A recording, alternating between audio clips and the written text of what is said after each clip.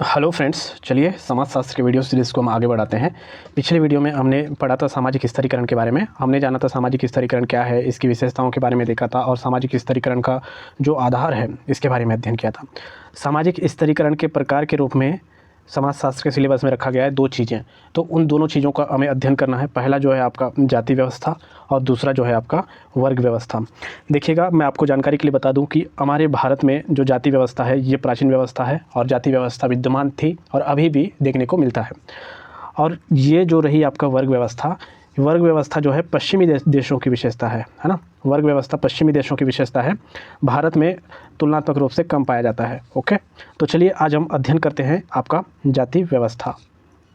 चलिए दोस्तों, जाति व्यवस्था को अध्ययन करने से पहले हम इसका ओवरव्यू देख लेते हैं कि आपसे किस तरह का प्रश्न पूछा जा सकता है और कितने वर्ड लिमिट में आपको तैयारी रखना है। ओके, देखिएगा, सबसे पहला प्रश्न आपसे यह पूछा जा सकता है कि जाति व्यवस्था क्या है। जाति व्यवस्था की अवधारणा बताइए, है ना। तो जाति व्यवस्था के आशय से आपसे प्रश्न पूछा जा सकता है और आप इसे याद रखेंगे 30 वर्ड में। तो 30 वर्ड के लायक बनने लायक है क्वेश्चन। और दूसरा, उसके बाद आपको याद रखना है जाति व्यवस्था की विशेषता। ये जो जाति व्यवस्था की विशेषता या जाति व्यवस्था के गुण पूछे, है ना, वही चीज़ है। तो इसको आपको याद रखना है 30 और 60 वर्ड्स में। ओके, फिर उसके बाद हम बात करेंगे जाति व्यवस्था के दोष। जाति व्यवस्था के दोष को आपको 30 वर्ड में याद रखना है, इससे बड़ा क्वेश्चन तो नहीं बनेगा।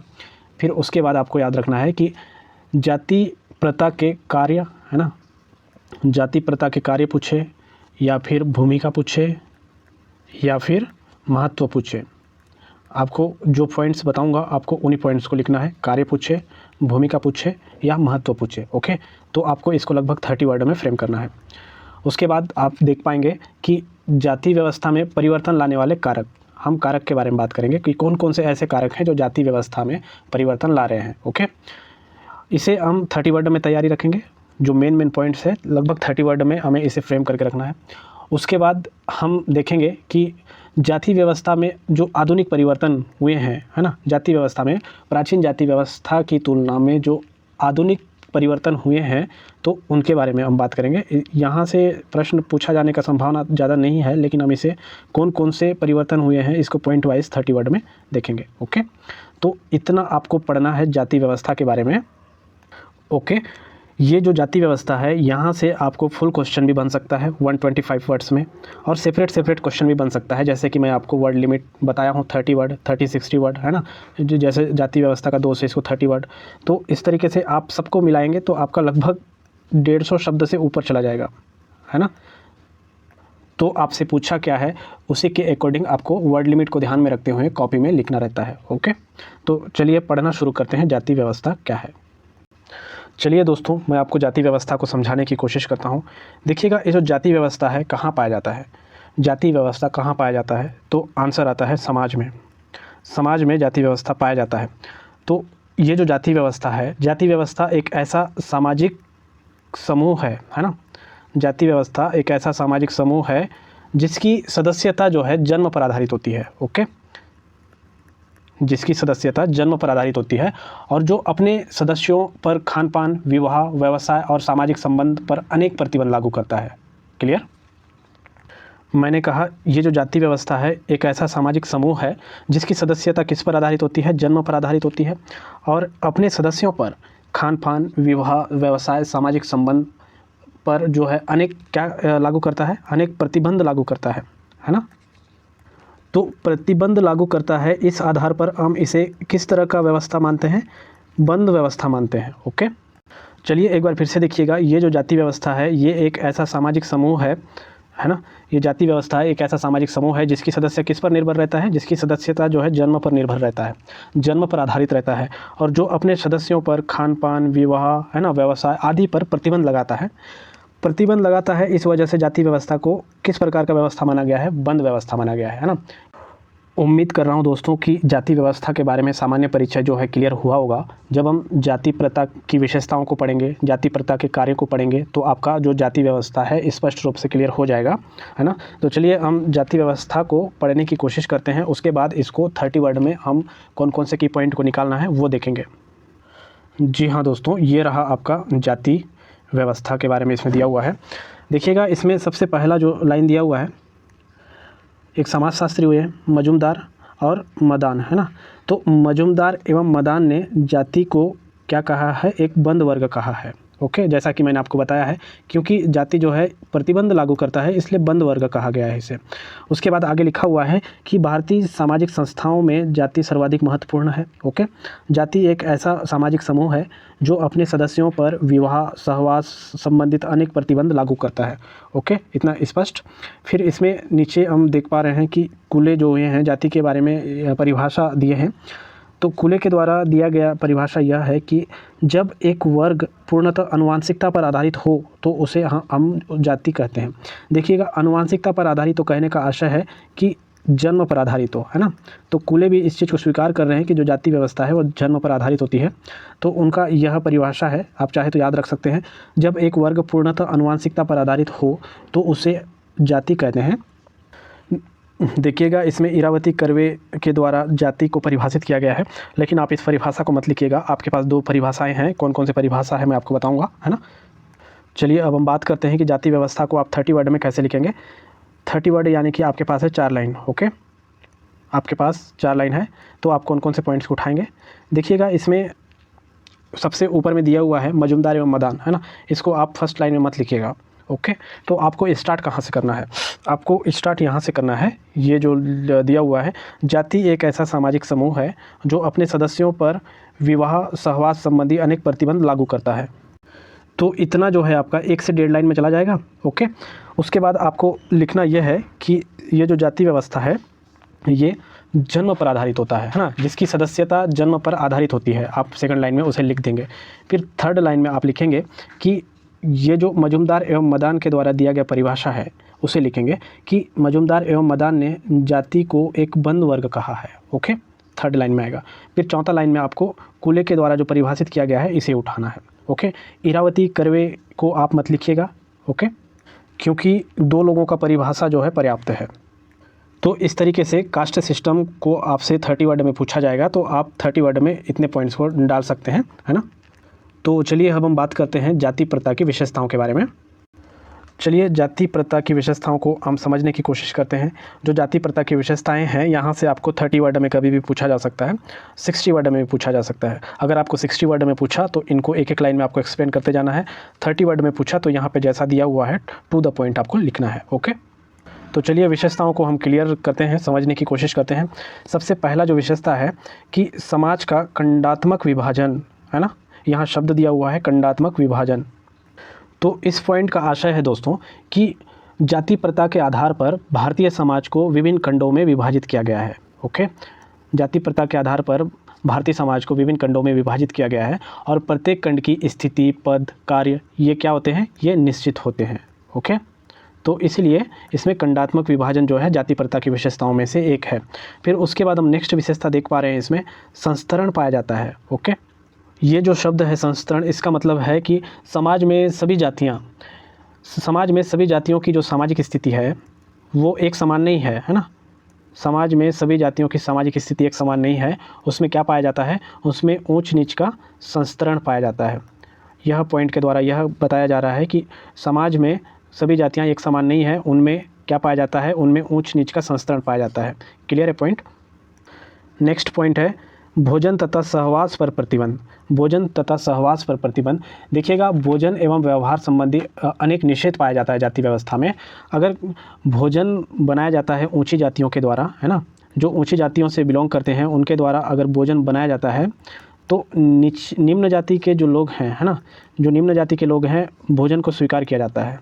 लेकिन इसके जस्ट उल्टा नहीं हो पाता। अगर निम्न जाति के लोग भोजन का निर्माण करते हैं तो ऊंची जातियों के द्वारा इसे स्वीकार नहीं किया जाता है। तो स्पष्ट हो रहा है कि भोजन तथा सहवास पर प्रतिबंध जाति व्यवस्था की प्रमुख विशेषताओं में से एक है। फिर नेक्स्ट पॉइंट दिया हुआ है नागरिक एवं धार्मिक निर्योग्यताएं एवं विशेषाधिकार। ओके, तो इस लाइन का मतलब है दोस्तों कि जाति व्यवस्था में उच्च जाति है ना, जो ऊंची जातियां हैं, जाति व्यवस्था में जो उच्च जातियां हैं उनको क्या है, कई सामाजिक एवं धार्मिक विशेषाधिकार प्राप्त हैं, जबकि निम्न जातियों को उनसे क्या किया जाता है, उनसे वंचित किया जाता है। तो ये पॉइंट वही बताना चाह रहा है कि नागरिक एवं धार्मिक निर्योग्यताएँ एवं विशेषाधिकार। ओके, तो ऊँची जातियों को विशेषाधिकार प्राप्त है, निम्न जातियों को उससे वंचित रखा गया है। फिर नेक्स्ट लाइन हम देख रहे हैं, पेशे एवं व्यवसाय के चुनाव पर प्रतिबंध। पेशे एवं व्यवसाय के चुनाव पर प्रतिबंध कहने का आशय है कि मान लो कोई ऊंचे जाति का व्यक्ति है और एक निम्न जाति का व्यक्ति है, तो इसमें क्या होता है कि प्रत्येक जाति का एक परंपरागत व्यवसाय होता है और वह पीढ़ी दर पीढ़ी हस्तांतरण होता है ना। प्रत्येक व्यक्ति का एक परंपरागत व्यवसाय होता है और वह पीढ़ी दर पीढ़ी हस्तांतरण होता है। मान लो कोई व्यक्ति, निम्न जाति का व्यक्ति कोई कार्य को करता है ना, तो वो उसी कार्य को करेगा आगे। वो उस कार्य को नहीं कर सकता जो ऊंचे जाति का व्यक्ति करता है, उस कार्य को नहीं कर सकता, उस कार्य का चुनाव नहीं कर सकता। निम्न जाति के व्यक्ति का जो कार्य है उसी कार्य को आगे करेगा और पीढ़ी दर पीढ़ी हस्तांतरण होता है। तो उसी चीज़ को इसमें कहा गया है कि पेशे या व्यवसाय के चुनाव पर प्रतिबंध, यानी कि चुनाव नहीं कर सकता अपने योग्यता, इसमें आपका अर्जित गुणों को महत्व नहीं दिया जाता है, क्योंकि जाति व्यवस्था जो है जन्म पर आधारित होती है। फिर नेक्स्ट विशेषता है विवाह संबंधी प्रतिबंध, अर्थात अंतर्विवाही होती है। इसका कहने का आशय है कि प्रत्येक जाति जो है अपनी ही जाति या उपजाति में क्या करती है, अपनी ही जाति या उपजाति में विवाह करती है। ओके, अगर बाहर के जाति से विवाह किया जाता है या फिर जाति व्यवस्था के नियम का उल्लंघन किया जाता है तो जाति से उसे बहिष्कृत किया जाता है या सामाजिक दंड का भी प्रावधान रहता है इसमें। क्लियर। फिर नेक्स्ट हम देख रहे हैं इसमें सदस्यता जन्मजात होती है। इसका कहने का मतलब है कि एक व्यक्ति जो है जिस जाति में जन्म लिया है, मृत्यु परांत जो है उसी जाति में रहता है। ओके, तो दोस्तों इस तरीके से हमने जाति व्यवस्था के पॉइंट्स को क्लियर किया। मैंने आपको बताया है कि 30 वर्ड में अगर आपको लिखना है तो आप केवल पॉइंट्स को लिख दीजिएगा। अगर 60 वर्ड में लिखना है तो आप पॉइंट्स लिख के उसे एक एक लाइन में एक्सप्लेन करते जाइएगा। क्लियर। अब हम बात करने वाले हैं जाति प्रथा के कार्य के बारे में। ओके, जाति प्रथा के कार्य जो है आपको लगभग 30 वर्ड में पूछा जा सकता है। इसमें कौन कौन से पॉइंट इंपॉर्टेंट है, आइए ज़रा देखते हैं। देखिएगा दोस्तों, हम देख रहे हैं जाति प्रथा के कार्य। अगर जाति प्रथा के कार्य पूछे तो आपको इन्हीं पॉइंट्स को लिखना है। अगर जाति प्रथा के महत्व पूछे तब भी आपको इन्हीं पॉइंट्स को लिखना है। देखिएगा इसमें 7 से 8 पॉइंट्स दिया हुआ है आपका। अगर आप पॉइंट लिखेंगे तो 30 वर्ड में आ जाएगा। तो यह जो पॉइंट्स हैं ये क्या कह रहा है, आइए ज़रा देखते हैं। सबसे पहला जो है सामाजिक स्थिति का निर्धारण करता है जाति प्रथा। तो इसका कहने का आशय है कि जाति के आधार पर ही व्यक्ति की जो समाज में स्थिति है वो निर्धारित होती है ना। जाति के आधार पर व्यक्ति की जो सामाजिक स्थिति है वो निर्धारित होती है और तब तक बनी रहती है जब तक कि वह उस जाति के नियमों का उल्लंघन ना करे। ओके, फिर उसके बाद हम सेकंड पॉइंट देख रहे हैं इसमें कि वैवाहिक समूह का निर्धारण है ना। तो जाति तय करती है कि व्यक्ति अपना जीवन साथी किस समूह में चुनेगा। जाति के द्वारा तय किया जाता है कि व्यक्ति जो है अपना जीवन साथी किस समूह में चुनेगा, इसलिए वैवाहिक समूह का निर्धारण भी जाति व्यवस्था के द्वारा होता है। फिर उसके बाद हम देख रहे हैं नेक्स्ट कार्य जो है आपका व्यवसाय का निर्धारण है ना। तो प्रत्येक जाति का एक परंपरागत व्यवसाय होता है। ओके, प्रत्येक जाति का एक परंपरागत व्यवसाय होता है और इससे क्या होता है कि किसी जाति को व्यवसाय चुनने की समस्या जो है नहीं होती है, क्योंकि पहले से निर्धारित रहती है उसका जो कार्य है पहले से निर्धारित रहता है, परंपरागत कार्य। उसको पुनः व्यवसाय चुनने की समस्या नहीं रहती है ना। और ना ही व्यावसायिक जो उनका प्रतिस्पर्धा है, जो कंपटीशन है वो नहीं रहता है, क्योंकि उनका परंपरागत रूप से निश्चित रहता है। क्लियर। फिर हम नेक्स्ट देख रहे हैं इसमें सामाजिक सुरक्षा। तो जाति प्रथा के कार्य में सामाजिक सुरक्षा को कैसे इसमें लिखे हैं, तो देखिएगा दोस्तों, एक जाति पंचायत होती है, प्रत्येक समूह की कोई जाति पंचायत होती है, संगठन होती है। तो किसी एक व्यक्ति को किसी जाति व्यवस्था में किसी प्रकार का दिक्कत हुआ या फिर कोई असहज महसूस कर रहा है तो संगठन और पूरे जाति पंचायत का सपोर्ट रहता है। तो इस वजह से सामाजिक सुरक्षा भी है जाति प्रथा के कार्य के रूप में देख सकते हैं। फिर नेक्स्ट आता है आपका रक्त की शुद्धता बनाए रखना। रक्त की शुद्धता को बनाए रखना कहने का आशय है कि जब एक जाति का व्यक्ति जो है वो अपनी ही जाति में क्या करता है, अपनी ही जाति में विवाह करता है ताकि उनमें रक्त की शुद्धता बनी रहे। ओके, वैज्ञानिक तरीके से देखेंगे तो अनुचित लगता है, लेकिन जो आपका जाति प्रथा के कार्यों में रक्त की शुद्धता बनाए रखना इसे भी शामिल किया गया है ना। अन्य जातियों के रक्त दोष नहीं आ पाते, ऐसा माना जाता है जाति प्रथा में। क्लियर। फिर नेक्स्ट कार्य है जाति प्रथा का संस्कृति की रक्षा। संस्कृति की रक्षा कैसे, देखिएगा, प्रत्येक जाति का कोई ना कोई संस्कृति अवश्य होता है। तो उस संस्कृति के अंतर्गत, इस संस्कृति के अंतर्गत है ना, तो उस जाति विशेष की जो ज्ञान है, उस जाति विशेष की ज्ञान है, कला है, कौशल है, तो आदि का क्या होता है, आदि का संरक्षण होता है। तो इन तमाम चीज़ों का संरक्षण होता है, तो स्पष्ट हो रहा है कि जाति प्रथा से संस्कृति की रक्षा होती है। ओके, फिर नेक्स्ट कार्य हम देख पा रहे हैं दायित्व निर्वाह की प्रेरणा, है ना। तो जैसा जाति व्यवस्था बना हुआ है उसी आधार पे व्यक्ति समाज में अपना दायित्व का निर्वहन करता है। तो दायित्व निर्वाह की प्रेरणा जो है जाति व्यवस्था के कार्य के रूप में है ना। फिर नेक्स्ट पॉइंट दिया है संस्कृति का एक से दूसरी पीढ़ी में स्थानांतरण। देखिएगा, ये जो जाति व्यवस्था का है, जाति व्यवस्था किसी व्यक्ति का कार्य क्या होता है, उसका कार्य परंपरागत होता है ना, परंपरागत होता है और पीढ़ी दर पीढ़ी स्थानांतरण होता है। तो पीढ़ी दर पीढ़ी स्थानांतरण होता है, उसी से स्पष्ट हो रहा है कि संस्कृति का एक पीढ़ी से दूसरी पीढ़ी स्थानांतरित होता है ना। तो चलिए, इस प्रकार हमने देखा जाति प्रथा के कार्य, है ना। अब हम देखने जा रहे हैं जाति प्रथा के दोष। ठीक, देखिएगा जाति प्रथा के दोष, है ना। जाति प्रथा के दोष के अंतर्गत यहाँ पर्याप्त पॉइंट्स है। आपको जाति प्रथा के दोष से 30 वर्ड में पूछा जा सकता है ना। तो चलिए हम पॉइंट्स को क्लियर करते हैं। सबसे पहला पॉइंट इसमें दिया हुआ है श्रमिक की गतिशीलता व कुशलता में बाधक। इस लाइन को समझने की आवश्यकता है कि श्रमिक की गतिशीलता एवं कुशलता में किस प्रकार बाधक होगा जाति व्यवस्था। देखिएगा, एक हमने पढ़ा है कि उच्च जाति, है ना, और एक निम्न जाति।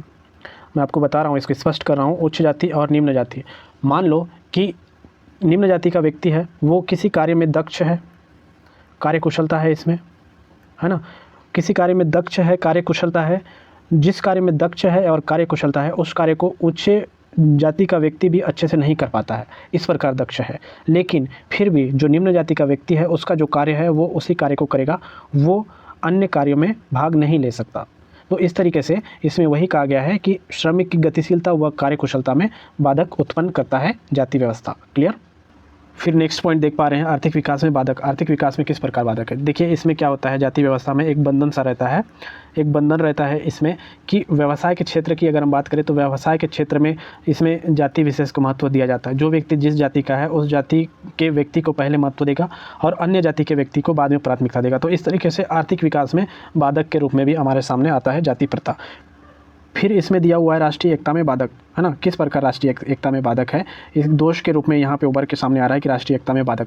देखिएगा, अलग अलग जातियों में जब लोग बटे रहेंगे तो राष्ट्रीय एकता में बाधक होना स्वाभाविक सी बात है। ओके, फिर नेक्स्ट पॉइंट इसमें दिया हुआ है प्रजातंत्र का विरोध। देखिएगा, प्रजातंत्र की बात आई है इसमें, तो प्रजातंत्र के 3 आदर्श होते हैं। पहला जो है आपका सामाजिक समानता, दूसरा जो है आपका सामाजिक न्याय, तीसरा जो है आपका सामाजिक स्वतंत्रता, है ना। तो जाति व्यवस्था में हम जिस प्रकार से बात कर रहे हैं तो इसमें जो है आपका सामाजिक समानता तो है नहीं, सामाजिक समानता इसमें स्थापित नहीं हो रहा है। तो सामाजिक न्याय कैसे स्थापित हो सकता है, बिल्कुल भी नहीं हो सकता। अगर सामाजिक न्याय स्थापित नहीं हुआ तो सामाजिक स्वतंत्रता भी स्थापित नहीं होगा। इसीलिए प्रजातंत्र का विरोधी के रूप में इसे देखा जाता है। यह एक महत्वपूर्ण जाति व्यवस्था का दोष के रूप में है ना। फिर नेक्स्ट पॉइंट दिया हुआ है निम्न जाति का शोषण, है ना। तो पॉइंट को पढ़ते ही स्पष्ट हो रहा है, इसे समझाने की आवश्यकता नहीं है। फिर हम नेक्स्ट देख पा रहे हैं इसमें समाज का विभाजन, या फिर आप बोल सकते हैं इसको सामाजिक विघटन। ये जो है आपका समाज का विभाजन या सामाजिक विघटन जाति व्यवस्था के दोष के रूप में उत्पन्न होता है। ओके, फिर नेक्स्ट पॉइंट दिया हुआ है सामाजिक समस्याओं का जन्म। सामाजिक समस्याओं का जन्म कहने का मतलब है, अगर हम बात करें कानून के बारे में तो कानून में आपका क्या प्रावधान है कि विधवा पुनर्विवाह हो सकता है, विधवा जो है पुनर्विवाह हो सकता है। लेकिन अगर हम बात करें वहीं हिंदू समाज के बारे में तो उसमें क्या है, उसमें विधवा विवाह जो है आपका विधवा विवाह निषेध है। तो इस तरीके से सामाजिक समस्याओं का जन्म हो सकता है। फिर उसी में हम देख सकते हैं कि सती प्रथा को भी देख सकते हैं, ये भी जाति प्रथा के आधार पर ही सामाजिक समस्या के रूप में सामने आता है। बाल विवाह को भी देख सकते हैं। ओके, फिर नेक्स्ट इसमें हम देख रहे हैं अस्पृश्यता। तो दोस्तों, ये जो अस्पृश्यता है, ये अस्पृश्यता का प्रमुख कारण जो है वो है जाति व्यवस्था, है ना। आज अगर हम देखेंगे तो अस्पृश्यता को समाप्त करने के लिए बहुत सारे कानून भी बने हैं, लेकिन कानूनी रूप से समाप्त होने के बावजूद भी कहीं कहीं व्यवहार में देखी जाती है। ओके, तो ये सब जाति व्यवस्था के कारण है। फिर उसके बाद आप इस पॉइंट को भी लिख सकते हैं प्रगति में बाधक, फिर स्त्रियों की खराब दशा। ओके, तो इस तरीके से हमने जाति व्यवस्था के दोष को देखा है। यहाँ पर्याप्त पॉइंट्स दिया हुआ है। 30 वर्ड में पूछेगा तो इतने पॉइंट्स को आपको लिखना है। 60 वर्ड में पूछा तो एक लाइन में आपको क्या करना है, एक एक लाइन में आपको डिस्क्राइब करते जाना है। क्लियर। तो चलिए अब हम नेक्स्ट बात करते हैं जाति व्यवस्था में परिवर्तन लाने वाले कारक के बारे में, कि कौन कौन से कारक हैं जो जाति व्यवस्था में परिवर्तन लाए हैं, है ना। देखिएगा सबसे पहला पॉइंट दिया हुआ है पाश्चात्य शिक्षा एवं सभ्यता। पाश्चात्य शिक्षा एवं सभ्यता से भी जाति व्यवस्था में परिवर्तन आ सकता है, क्योंकि जो पाश्चात्य शिक्षा होता है उसमें बौद्धिक तर्क को महत्व दिया जाता है, बौद्धिक तर्क को महत्व दिया जाता है ना। ये जो होता है आपका साइंटिफिक बेस्ड होता है, ओके, वैज्ञानिक प्रणाली पर आधारित होता है पाश्चात्य शिक्षा। तो इस तरीके से जाति व्यवस्था में भी परिवर्तन आ सकता है। फिर नेक्स्ट पॉइंट हम देख रहे हैं इसमें औद्योगिकरण एवं नगरीकरण। औद्योगिकरण एवं नगरीकरण से कैसे, अगर हम बात करें औद्योगिकरण की, तो बड़े बड़े उद्योगों में जो योग्य श्रमिक हैं, है ना, बड़े बड़े उद्योगों में योग्य श्रमिक हैं उनको महत्व दिया जाता है। उनकी जो जाति है वो नहीं देखा जाता है, उनकी योग्यता को देखा जाता है। ओके, तो इस तरीके से जाति व्यवस्था में परिवर्तन लाने में औद्योगिकरण का भी विशेष भूमिका है। फिर इसमें हम देख रहे हैं नगरीकरण। तो नगरीकरण में कैसे, आप इस तरीके से समझिएगा जैसे कि हम नगर में रहते हैं तो कभी हम एक दूसरे से नहीं पूछते हैं कि आप किस जाति से हैं, मैं किस जाति से हूँ, है ना। तो इसमें हम भाईचारे की भावना से रहते हैं। तो कहीं ना कहीं जाति व्यवस्था में भी परिवर्तन लाने में एक महत्वपूर्ण कारक है नगरीकरण। ओके, फिर नेक्स्ट लाइन है दोस्तों, धन का बढ़ता महत्व। धन का बढ़ता महत्व कहने का आशय है कि आज जो है सामाजिक प्रतिष्ठा का मूल्यांकन धन के माध्यम से होने लगा है ना। देखिएगा जो पूंजीपति शूद्र है आज गरीब ब्राह्मण से ज़्यादा प्रतिष्ठित है, क्योंकि सामाजिक प्रतिष्ठा का मूल्यांकन धन के माध्यम से होने लगा है। क्लियर। फिर नेक्स्ट हम इसमें देख पा रहे हैं स्वतंत्रता आंदोलन। तो इस पॉइंट का मतलब है कि स्वतंत्रता आंदोलन के फलस्वरूप जब हज़ारों लोग कहाँ गए थे, हज़ारों लोग जब जेल गए थे, तो वहाँ पे अनेक वर्ग के लोग थे, अनेक जाति के लोग थे, अनेक समुदाय के लोग थे। तो इसमें किसी प्रकार का कोई जाति नियम नहीं था, इसीलिए इसमें भी आपका जो स्वतंत्रता आंदोलन है इसको भी जाति व्यवस्था में परिवर्तन लाने वाले कारकों में एक माना गया है। फिर उसके बाद हम देख पा रहे हैं प्रजातंत्र की स्थापना। दोस्तों ये जो प्रजातंत्र की स्थापना है ये किस पर आधारित रहता है, प्रजातंत्र की स्थापना जो है सामाजिक समानता पर आधारित रहता है ना। तो ये भी जाति व्यवस्था में परिवर्तन लाने वाले कारकों में एक है। फिर उसके बाद हम देख पा रहे हैं इसमें धार्मिक आंदोलन। देखिएगा जाति व्यवस्था के लिए ये जो धार्मिक आंदोलन है इसका बहुत बड़ा रोल है जाति व्यवस्था को समाप्त करने में। हम बात करते हैं ब्रह्म समाज के बारे में, हम बात करते हैं प्रार्थना समाज के बारे में। तो ये जितने भी सामाजिक सुधार हुए हैं, है ना, जितने भी धार्मिक आंदोलन हुए, तो इसमें जाति आधारित असमानता का क्या किया गया, जाति आधारित असमानता का इसमें विरोध किया गया। ओके, तो जाति व्यवस्था में परिवर्तन लाने में इनका भी थोड़ा बहुत योगदान था। फिर नेक्स्ट लाइन है यातायात या संचार साधनों की उन्नति। तो इससे क्या होगा, इससे जो है आपका सामाजिक गतिशीलता बढ़ेगी, तो पारस्परिक संपर्क में लोग आएंगे, है ना। जो संकुचित विचारधारा है वो क्या होगी, जो संकुचित विचारधारा है वो ख़त्म होगी। तो इस किससे होगा, ये यातायात या संचार साधनों की उन्नति से। ओके, फिर हम देख पा रहे हैं स्त्री शिक्षा का प्रसार। स्त्री शिक्षा का प्रसार, इस पॉइंट को लिख सकते हैं, ये जो पॉइंट है अंडरस्टूड है। फिर उसके बाद संयुक्त परिवार में विघटन, इसे भी लिख सकते हैं। जाति पंचायतों का ह्रास, यानी कि जाति पंचायतों को समाप्त कर दिया जाता है, तो जाति व्यवस्था जो है प्रबल तरीके से स्थापित नहीं हो सकती। फिर जजमानी प्रथा की समाप्ति। ये जो जजमानी प्रथा है क्या है, ये ऊँचे जातियों में और निम्न जातियों में, है ना, ऊँचे जातियों में और निम्न जातियों में जो है पारस्परिक निर्भरता वाली प्रथा है, इसको समाप्त अगर कर दिया जाता है तो जाति व्यवस्था में किसी न किसी प्रकार से परिवर्तन ज़रूर आएगा, है ना। उसके बाद इसमें कानूनों का प्रभाव, जो कानून है, जो जाति व्यवस्था की जो बुराइयां हैं उसमें, सामाजिक बुराइयां, उनको समाप्त करने के लिए जो कानून बनाई जा रही है उनका अगर प्रभाव है तो कहीं ना कहीं जाति व्यवस्था में भी परिवर्तन जो है, आमूलचूल परिवर्तन आ सकता है। ओके, तो इस तरीके से हमने देखा दोस्तों जाति व्यवस्था में परिवर्तन लाने वाले कारकों के बारे में। अब हम नेक्स्ट पॉइंट देखते हैं इसमें, जाति व्यवस्था में आधुनिक परिवर्तन, है ना। जो प्राचीन जाति व्यवस्था था उसके तुलना में अभी क्या क्या परिवर्तन हुए हैं, है ना, उसके बारे में इसमें दिया हुआ है। देखिएगा सबसे पहला जो पॉइंट है, ब्राह्मणों की स्थिति में गिरावट। ये लाइन स्पष्ट है, चूँकि दोस्तों पारंपरिक रूप से जाति संरचना में ब्राह्मणों का प्रभुत्व रहा है, लेकिन वर्तमान में परिवर्तन नज़र आता है ना। फिर उसके बाद हम देख पा रहे हैं इसमें जाति संस्करण में परिवर्तन। जाति संस्करण में परिवर्तन कहने का आशय है कि आज प्रत्येक जाति उपजाति अपने अपने समूह को ऊंचा बताने व उठाने का प्रयत्न कर रहे हैं, तो जाति संस्करण में परिवर्तन आना स्वाभाविक है। ओके, फिर उसके बाद हम देख रहे हैं कि पेशे के चुनाव में स्वतंत्रता। पहले क्या होता था, पेशे के चुनाव में स्वतंत्रता नहीं होती थी, पारंपरिक रूप से जो है सो है ना। पेशा आज जाति आधारित नहीं है, पेशा आज जाति आधारित नहीं है बल्कि योग्यता और गुण आधारित है ना। तो इस वजह से इसमें लिखा हुआ है कि पेशे के चुनाव में स्वतंत्रता। फिर नेक्स्ट इसमें दिया हुआ है भोजन संबंधी प्रतिबंधों में परिवर्तन। देखिएगा विशाल नगरों में, बड़े बड़े शहरों में एक साथ रहने से एक साथ भोजन करते हैं, इसमें किसी प्रकार का भोजन संबंधी प्रतिबंध नज़र नहीं आता है हमें, है ना।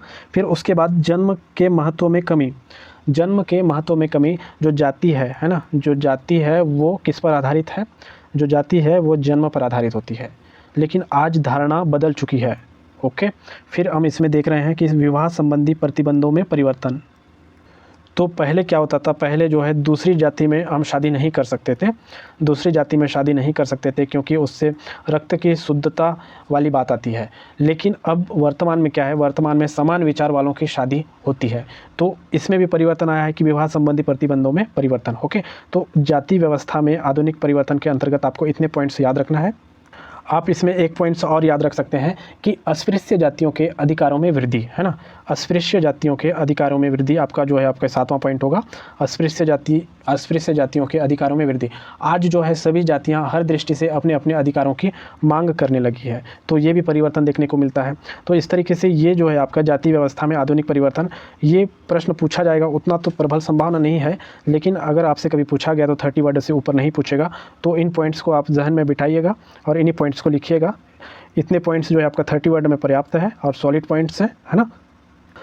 तो चलिए दोस्तों, जाति व्यवस्था के बारे में हम ओवरव्यू देखते हैं कि आज के वीडियो में हमने क्या अध्ययन किया है। सबसे पहला हमने देखा है कि जाति व्यवस्था क्या है, फिर उसके बाद जाति व्यवस्था की विशेषताओं के बारे में जाना है, फिर उसके बाद हमने देखा है कि जाति व्यवस्था के दोष, है ना, दोष को पढ़ने के बाद हमने देखा है जाति व्यवस्था के कार्य, फिर कार्य को पढ़ने के तत्पश्चात हमने देखा है कि परिवर्तन के कारक, जाति व्यवस्था में परिवर्तन लाने वाले कारकों के बारे में हमने चर्चा की। फिर उसके बाद जाति व्यवस्था में आधुनिक परिवर्तन, जाति व्यवस्था में आधुनिक परिवर्तन। तो इस तरीके से दोस्तों हमने जाति व्यवस्था, जो कि सामाजिक स्तरीकरण का एक प्रकार है जाति व्यवस्था, तो उसके प्रत्येक पहलू पर चर्चा करने की कोशिश की, वर्ड लिमिट को ध्यान में रखते हुए।